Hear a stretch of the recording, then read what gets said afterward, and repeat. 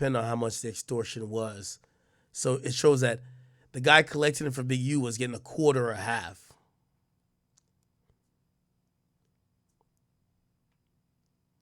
All right. So there's a lot of overt acts in this. Give me 1 second. You know who I seen actually talk about this pretty much decently? Bruce Rivers, the criminal lawyer. Y'all watch him? You know, it's like, and not only that, you don't have the resources that all these different agencies that have specializations within. It's they didn't invent this. Things like we'll go and do something, and the same niggas we do it to show up to the house like 10 minutes later when we trying to, counting everything, right? And we be like, how the fuck that? What I'm gonna tell you is we'll follow this. You get what I'm All right, he's just showing video. All right, so I just want to. All right, never mind. Let me just keep going over the indictment. Okay, so now this is the prostitution thing. So on November 10th, on an intercepted call, Henley calls Armani Aflage. Okay, her name is Mani, and she's offered $1,000 to transport women from LA to Las Vegas to engage in pandering and prostitution. And on an intercepted call, Flage asks the defendant, how many girls I need to bring? And Big U says, that's on you. Flage says, I'm about to bag some bitches. Guaranteed. I don't play no games. Henley says, sent $1,000 via Zelle to rent a car to transport women. It says, through text, Flage sent the defendant photographs of women she was transporting. Henley sent $500 via Zelle for the trip. And on an intercepted call between Henley and Flage and another person, Big U says, I told you. Remember when I told you I'd be in Vegas? That's her. She gonna make every bitch get naked. Right there, bitch, get naked. Give my brother some head right now.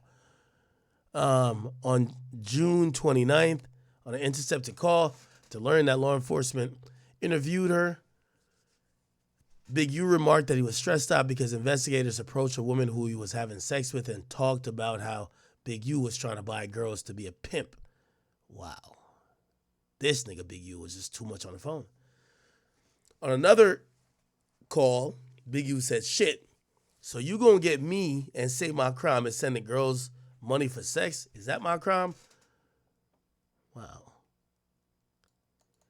Now they're talking about the basketball players. Donor one, an NBA All-Star player, transferred him $20,000. That was supposed to be a charitable donation. Donor 2, Music Publishing Corporation, sent $24,000. Then also Developing Options pocketed $19,000 donation from Donor 3. Donor 3, a content aggregating video blog. What? That sounds like WorldStar. Content aggregating video blog and co-producer of the Check It In podcast. Let's see. Check It In podcast. Big U. Yeah, that was done with WorldStar, right? That was done with WorldStar, I think. How on Con Star nigga called the concert talking about. Yeah, Big U and WorldStar Hip Hop. What? He was extorting WorldStar, but when did Q from WorldStar die? When did Q from? Yeah, he died in 2017. So I know WorldStar is ran by the family of Q right now. But they donated $19,000. It was intended to support the football team, not to benefit him personally. And he transferred $15,000 of the donation to his personal bank account.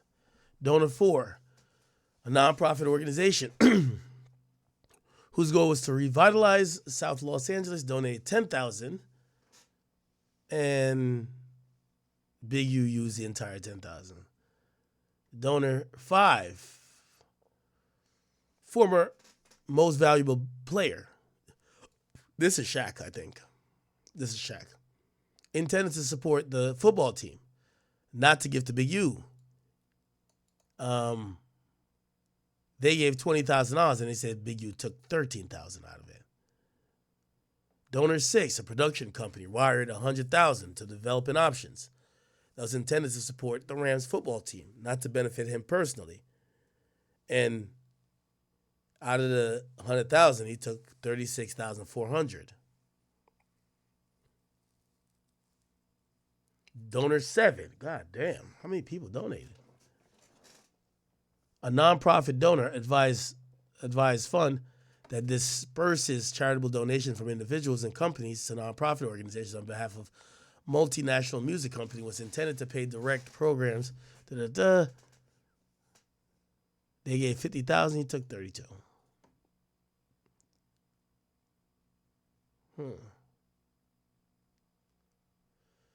Yeah, Big U is on one, man. They received $100,000 in SBA funds. Okay. This is just like really laborious at this point. It's just a whole bunch of other shit.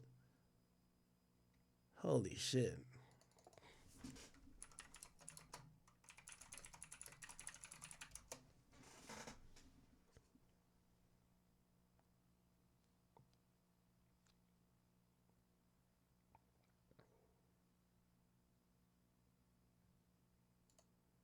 Oh, yeah. Enforcement was arresting us, superseding or this ex. And then I'm looking at the people they arrested. How you gonna go arrest people that I don't even talk to? That's a built-in liar right there. You know what I mean? So, is that how they gonna work the case? Everybody know I don't fuck with Cannon. Everybody know I don't fuck with Brick Baby. So if you want to arrest certain dudes, and put them next to me, them is the dudes you gonna have to call themselves turning against me. Well, ain't no turn against me. So he's accusing them of snitching. I ain't going for that. You might as well go get 600 and whack. These dudes been saying I did shit all year. So what they doing is they go on the internet and these dudes say that I did shit on the internet. Then when you say I did on the internet, they go investigate it. Now you raiding my houses, raiding my shops, raiding all this stuff, and talking about I'm committing crimes and covering up with developing option. What crimes am I committing to cover up with developing option? Anyway. Rap News Street, there's confidential informants, most up the whole situation with Big U and Deja Vu, where it was said that Big U has shook down 30 racks out that situation. But the key thing, man, is who is Dale Morrison? Now, he's not only a rat, he's actually a club promoter, and I would say somewhat of an entrepreneur throughout the city. And the next question one may ask is, why Dale Morrison? Why was he being shook down? It seems like this dude is one of them guys playing all sides. Now, the key thing is Dale Morrison has been in the mix around all these dudes for a long time. Like I said, he's a club promoter, and anybody know these club promoters, they're the ultimate people person. But especially when you promoting black businesses, black clubs, black parties, you're gonna end up intertwining with the hood at some point, especially in LA. So we've seen Dale Morrison, not only with Big U, we've seen him with Nipsey, we've seen him with Gilly the Kid, Joe Moses. Like I said, this dude has been around everybody in the city, and we gotta put this out so nobody else falls into the games that this dude is playing. Now, the paperwork has painted him out to be a victim, and on the contrary, painted Big U to just be that's somebody victim that one. got him in a headlock. But Dale Morrison is actually playing his own games in these streets, man. So the key thing right now is Morrison is under his own federal indictment, which has nothing to do with any of these dudes in this indictment, with this Big U Rolling 60 situation. This dude had his feet in the streets, a full participant in the life of criminality. He's not just some weed shop owner that's trying to make a living and ends meet by playing it fair. This is the misconception of this whole situation. Now, the indictment that he's allegedly the main defendant on is a conspiracy with the intent to possess narcotics. Also possession with the intent to distribute Bird BM, narcotics. thank you, bro. And the main key thing is the feds are alleging that Dale Morrison is using businesses in LA as fronts, including the same business that Big U was allegedly shaking down. The weed So shop. we've seen Morrison with multiple different businesses. MLB Investments and Holdings, M4 Morrison Media Marketing and Management, DMO 20 Consultants LLC, Everybody Eats, which is also synonymous with the Everybody Eats Genetics cannabis business, which he's affiliated with. Now, at the time when he was allegedly participating in the conspiracy, some of these businesses were operating off some high rises off Fig. Now, as of today, he's changed the addresses to these businesses. But in 2020, it's alleged that he was working with 4 other co-conspirators by the names of Jordan Jackson, Keyshawn Brandon, Brittany Duff, and Deja Purifoy. Now, everybody except for Keyshawn Brandon was operating in Ohio. Keyshawn Brandon, aka Keys, is said to be Morrison's bodyguard, or security, so to speak, that protects his criminal endeavors. And it's said that on July 25th, 2020, Keys was chaperoning around 7,000 grams of meth, approximately 2,000 grams of powder, and around 5,300 grams of weed from LA to Ohio, which is when they got pulled over. And somehow, some way, it comes out that this shipment came from Dale Morrison. Now, mind you, this is July 2020. In the Big U indictment, the Fed said they didn't start watching Big U until February 2021, after the alleged murder committed by Big U in Nevada. But again, they was already watching the 6-0s in 2020, and they were able to track 8 USPS packages sent from Ohio to different addresses in LA, some in the 40s, a business in the Mansfields, and of course, a Addy in the 6-0s, where it said that around 150 racks had came from Ohio and touched down in LA, which the feds are alleging is proceeds that Morrison was receiving in this drug conspiracy. Now, 6 days after they got caught in that car, Morrison's house was hit July 31st, 2020, where it said this dude also had a bunch of weapons. But he wasn't fully taken in on this indictment until a year later, April 28th, 2021.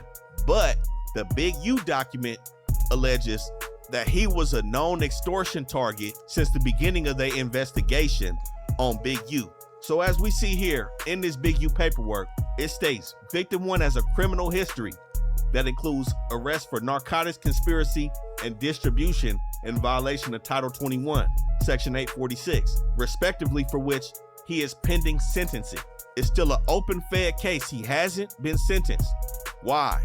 Because he's using his telling on Big U in this indictment, in which it says that victim 1 will likely receive cooperation credit based on this case in his unrelated pending drug case from the United States Attorney's Office in the Southern District of Ohio. So this information right here is why there's no need for guessing. There's no need for allegations. There's a lot of bunk that's coming out. Is this dude snitching? Is he snitching? You know, people grasping at straws just for the content. The paperwork is telling us who these people are. Now, like I said, in the forecast, there are some snitches that's coming out, but you know, that's neither here nor there because we have to move factually when we talking about people as rats. And this is what I mean by this is a dirty character right here.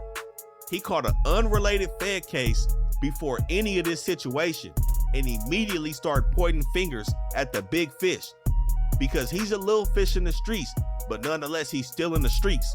He's not some innocent victim just floating around getting a noogie on his head. You know what I'm saying? And then with that situation that they had at Deja Vu on Big U Party in 2021, he complained and snitched about Big U pressing him and the other promoter for 30 racks, but then he turns around the next year and still promotes his next party in 2022 at Cheetahs. This dude playing street games, but when the big fish come and collect, he want to point the finger now. But he got some even nastier work on his name. He's also been convicted of a robbery, and guess what? Human trafficking of a minor under the age of 18. Wow. Shit, I see why he's getting pressed. This is a weird dude in the streets. And it's also said that he has ties to Whack 100. We're gonna get to that though. Now, one can make the argument that Big U wouldn't even be under an investigation by the feds if it wasn't for this dude. Reason being is because The homicide that took place in Nevada was under investigation by the police in Nevada, not the feds. This dude comes along, and now you have the full RICO where we're talking about money, extortion, and robbery being involved into a full enterprise with Big U. Now, along with CW1, Morrison also told the feds about the Adrian Broner situation. He had a recording on Big U when he sat down with him April 14th and April 15th of 2022. He was mic'd up when Big U was talking about the Adrian Broner situation. Now, like I said, this is the same person that Loose Cannon admitted to robbing. This is one of the main reasons why Loose Cannon is sitting down. Not only did Loose Cannon talk on the podcast, but what sealed his fate was the dude he robbed was working as an informant. So like I said, all he had to do was corroborate the story that Loose Cannon told as being factual. And of course, with him being the victim, it was extremely easy for Loose Cannon to get snatched up. Now, like I said, he was around all these dudes before this investigation popped off, and he was around all the way up to when they got hit.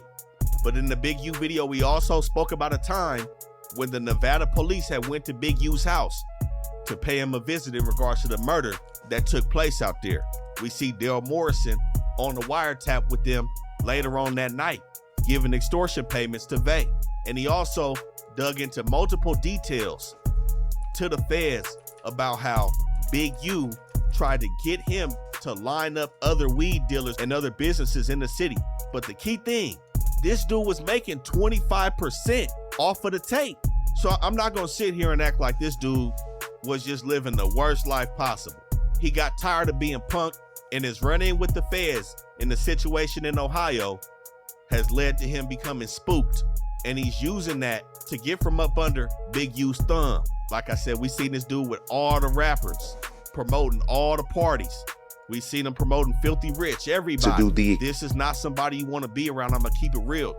You never know who else he gonna throw up under the bus to lighten up that federal indictment that he got looming over his head. And it's one thing called a sentence memorandum. That memorandum right there breaks down everything in regards to your sentencing. You meet with the judge and they go over everything. All the people that's there for you in the courtroom, all the letters from your employers, your family, all the mitigating factors that you're using to try to get the judge not to send your ass all the way up the river. And like I said, at that point, that's when these cooperation credits are going to take effect, and it's going to drop his points down and lessen the blow of that offense.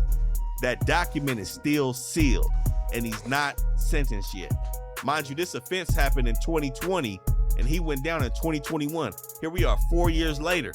I wouldn't be surprised if he doesn't get sentenced until after everybody in this Big U indictment is taken care of, because we may see this dude on the stand if anybody takes it to trial, which I'm highly doubting right now. But like I said before, this dude participated in countless wiretaps. It seemed like Vay and Big U stayed on this dude on the phone. All right. I'm Big U now, bro. Pause. Okay. Let me just touch on this Sauce Walker thing, man. So Sauce Walker, he's now doing his first couple of interviews after being shot and his artist getting killed right next to him. And in a surprising turn of, either fate or just what people would not expect from a street dude, Sauce Walker actually says he has no plans to retaliate against the shooters. And basically almost says, listen, whatever their issue was, they did what they did. And shit, I know I was probably at wrong place, wrong time, but I'm not about to be on I'm about to slide type shit. Listen. Extreme to take from you. Extreme. That's the part you also have to incorporate. These people are willing to do the extreme to take your belongings or to take your life. And sometimes people always think motherfuckers coming at the next black person or the next person in this world, a lifestyle, to take their belongings or to take their valuables. Sometimes it's about taking your life. That's it. You know what I'm saying? I feel like you understand the power that you hold, where you can have right now a lot of chaos going on.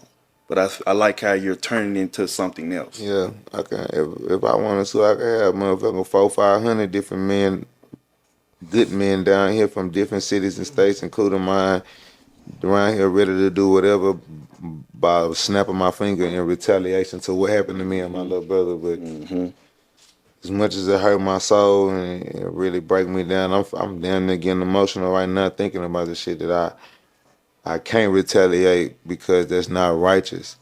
Because my brother had his own dealings as a man that a nigga gotta respect, and a motherfucker had the opportunity to make me 100% accountable for the same thing that they felt, whatever the situation is. Because I still don't know what the situation is with my brother, but whatever it was, they could have held me the same level of accountable that they did him and took my life for no reason the same way, whatever that his was taken for. So at the end of the day, I gotta be a man and be an honorable gangster and respect the fact that I put myself in a place where I wasn't supposed to be standing and sitting there. But as a gangster and as a brother, I'ma stand next to my brother no matter whatever this nigga got going on or whatever his personal beefs or problems is. If we shook hands and became in the same alliance before that, then I gotta adapt and adopt your problems to a certain extent too.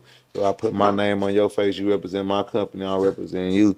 I gotta inherit some of your problems. Like, was taking my brother life really worth it? Is me trying to retaliate approval points for some niggas or for some Instagram comments and some posts, or did you slide for him, this and that? Like, a nigga been doing this shit since a nigga was a teenager, bro, adolescent. You know what I'm saying? Handling this business for the business, standing on. All right, let me jump in here and say this. Basically, Saul says, yo, I'm not about to try to go kill a bunch of niggas who did this. You know, I'm gonna be a respectable gangster and realize that whatever was going on with Say So P and whoever who killed him, that's just some personal shit, and that's some shit I should stay out of. Now, I'm gonna be honest with you. While I think Sauce Walker makes all the way sense in the world, I definitely got to be like this. If I'm a young artist and that's his demeanor, he's not stepping behind me no matter what, I would definitely I'd feel a way about what he's saying. Like, yo, he's making it seem like, yo, all right, man, that nigga died, but that nigga sowed the seeds. Like, it is what it is. I'm good, and I'm not mad at the niggas who did it. Again, I think optic-wise, it looks kind of odd. I'm not gonna lie to you. On the business, laying on the business, leaning on the business. You know what I'm saying? At a certain point is, when does this shit end? What is the fucking trophy for this shit besides a bunch of niggas saying, ooh, you him, that nigga there. Real talk. He a demon. Real talk. He's stumping. He's stepping for real. He's stumping. Ain't none one of these niggas saying that you stepping or stumping finna help you pay for no lawyers. They're not finna take care of your kids. If they see your baby mama heartbroken and fucked up because you in dead or jail, they gonna be the nigga trying to fuck your baby mama and move in your house and sleep on your bed because he wanted to be you that bad, but he couldn't get this bitch while you sitting there in his face. Or while you active and attractive being the man that you is, he could never get this bitch. But he gotta wait for this bitch to be vulnerable and slide in on your shortcomings as a man when he's supposed to be there giving his woman support and being the step uncle, being the godfather, the god uncle, like, you know what I'm saying, being an honorary man, you know what I'm saying, and representing what fatherhood would have been if my best friend and my brother would have been here to been for you as your father. Niggas just got the whole game fucked up. So like me, I just want to take the opportunity that I have with the platform, the voice that I have, to try to speak out to the people that ignorance is not the answer every time. It's not. Yeah, I don't know. Love Sauce, but I'm gonna be honest with you. Optically, I think a lot of what he's doing doesn't look good. Bro, your man's died, your artist died. Dog, you're running promo on your page and getting interviews and shit like that. Like, bro, like, at least look a little bit like you care. And I do think he cares, but I think it's hard for it to come across like that when that's all we're seeing. You know what I mean? When you speak about him dying, it's not like, damn, it's fucked up, man. Like, I don't care what he was into, man. Like, I fuck with him. And even if you don't gotta be like, oh, I'm about to go kill some people for him, it feel like you were like, yo, listen, man, the streets handle what they handle, and I'm moving on. Which is like, I think that's a crazy way to look at it. You know what I mean? Especially if I'm that dude's loved ones, and I probably sent them out to be in Houston to hang with you and get some drip and some sauce and to try to blow up, and the guy dies and you'll be like, well, you know what I mean? It is what it is. All right.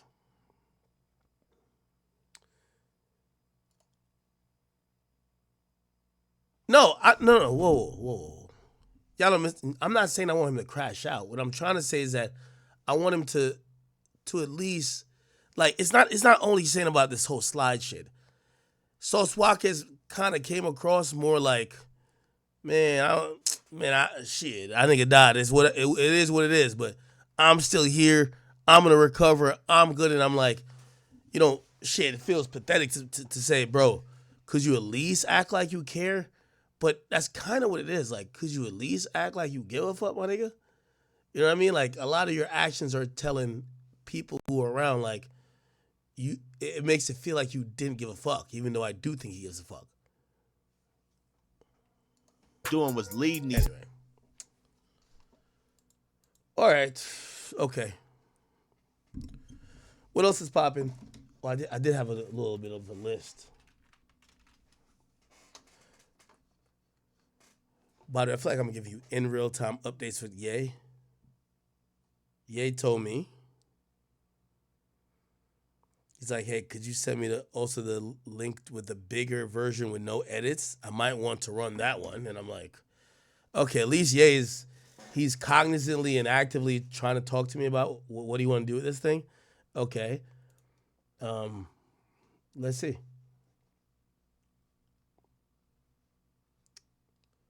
Where's my list? Oh, here we go.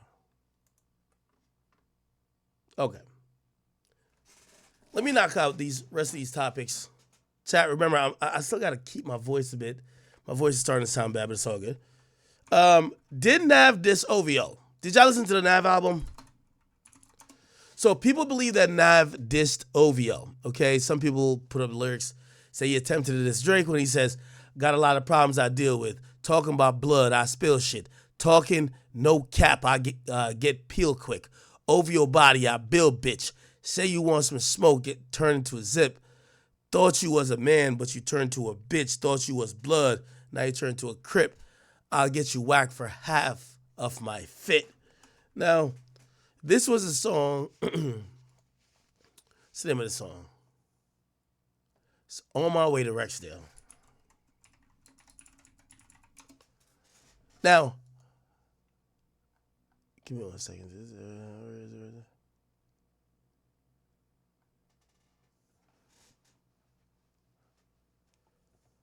Wait, where's the song?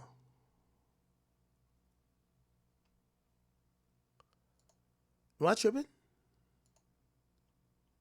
Okay, I think, is this it?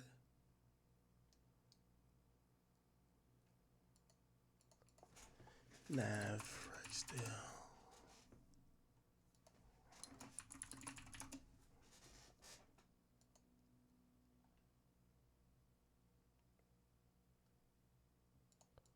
Wait, why can't I find the song? Genius. Okay.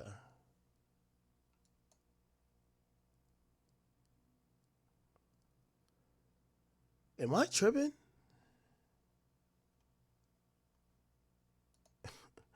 I'm so fucking stupid.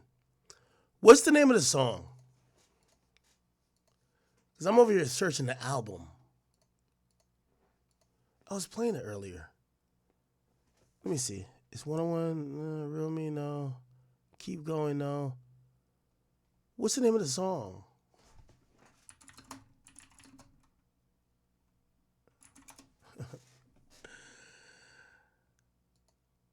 Is this a song? Oh, yeah, it's called Back to Business. Yeah, Back to Business, my bad. I never heard him rap like this before. Yeah. Okay. Yeah. Y'all heard that? Y'all heard that?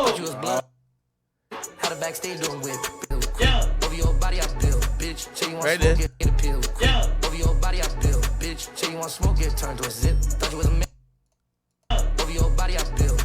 Now,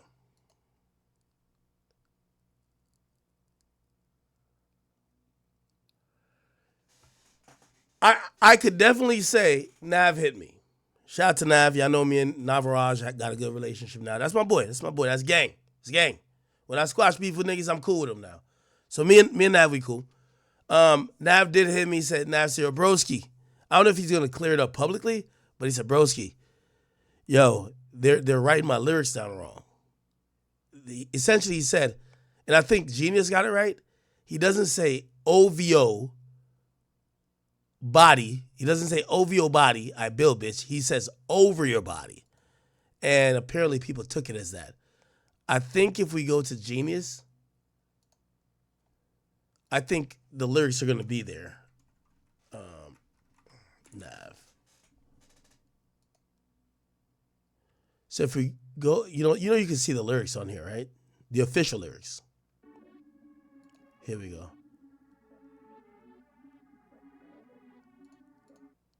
Or maybe it's only on what's it called? I like this though. I gotta keep it a bean.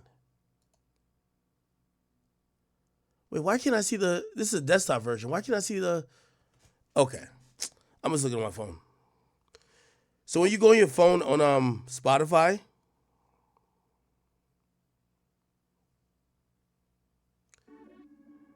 oh, I'm over here playing on my computer from the phone. You could literally see the lyrics if they uploaded lyrics. Let me see if they did.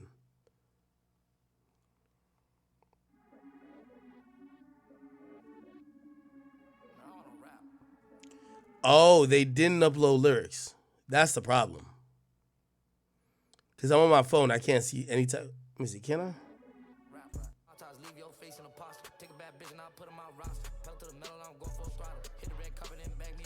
Yeah, I'm not seeing the lyrics on Spotify. Okay. So anyway, the whole gist of this is that Nav's album's out. I'm pretty sure this is like good promo for him, but he did hit me. He said, yo, Ak, they were misquoting me. He didn't speak about OVO, but I knew what line he was saying because we posted it where people felt like he said, OVO body, I build bitch.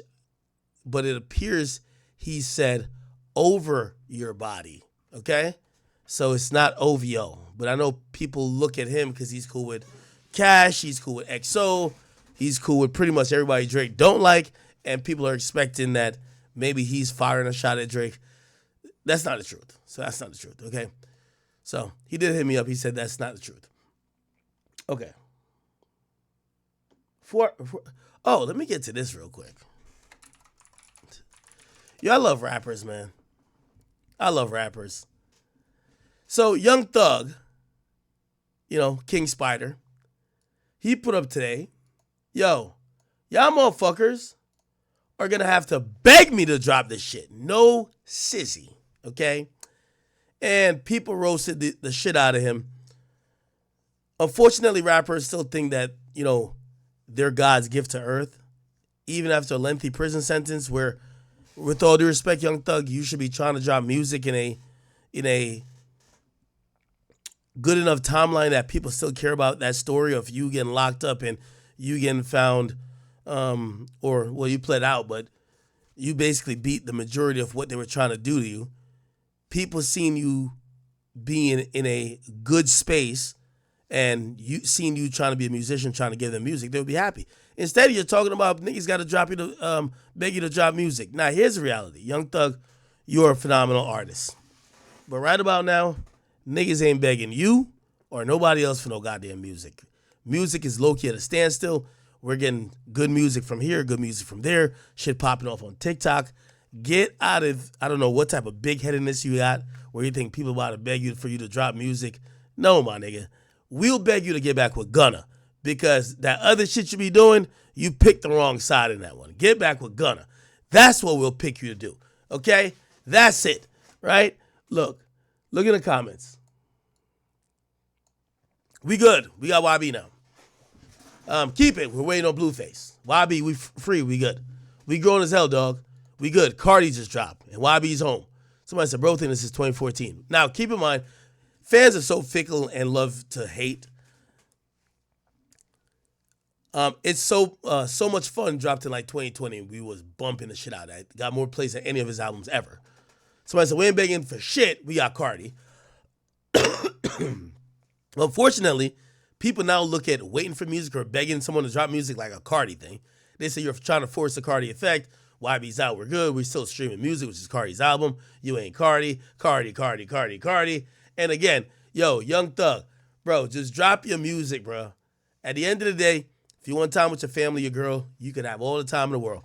But I do think it's about time that if you cared about some of the added publicity of the fact that you went through one of the craziest trials and one of the craziest situations in hip hop history, if that doesn't give you proof or incentive for you to drop, nigga, don't drop. Don't drop. Like, we're not about to beg you. You're a great artist, but don't drop then. You know what I mean? Okay. I don't believe Thug fell off at all. Low key. We got the shooters identified in the Sauce Walker incident, and this is one of the YNs that was caught on camera, and this is how police got him. This is the vehicle used in the murder. They tracked this vehicle to somewhere. Think they went to McDonald's. Nigga was about to get a filet of fish, and they got this nigga hopping out of the car. Ooh, is that a Drake on his hand? What's in his hand? Yeah. See that right there? Boy, it look like he got Drake on him, man. You can see him clearly. This is another nigga that's in a car.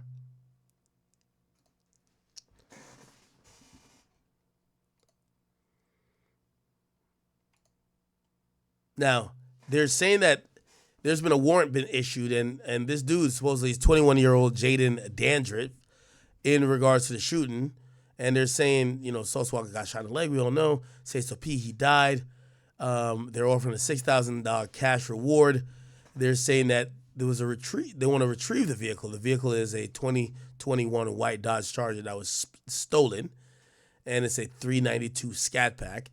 They're offering $6,000 for information that will lead to the arrest of this guy. Interesting. They found that nigga quick. But I think dudes like this really think that they're not gonna get caught. It's no way these niggas are doing these crimes saying, yeah, I'm gonna get caught, but at least I got my mans. Like, no way, right? I'm not believing that.